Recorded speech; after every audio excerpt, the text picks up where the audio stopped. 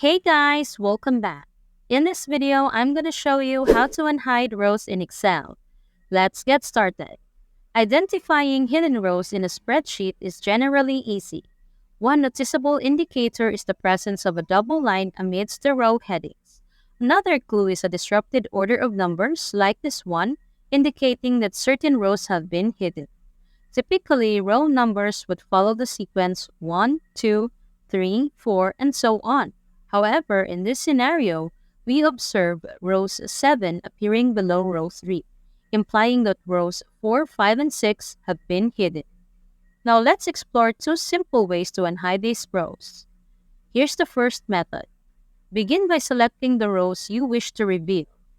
You can do it by choosing one row above and one row below the hidden rows.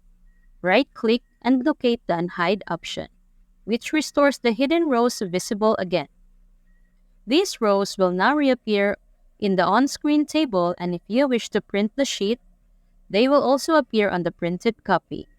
Now let's revert the changes to explore the second method of unhiding rows in Excel. Once again, select the rows you want to reveal.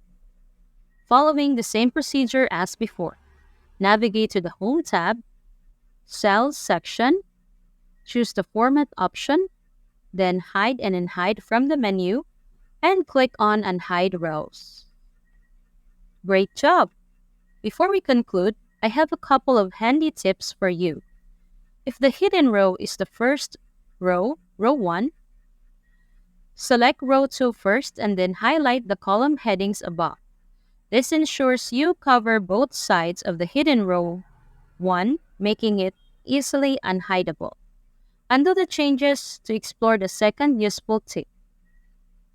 If you want to unhide all rows in the entire spreadsheet, click into the top left-hand corner, then right-click on the row headings part.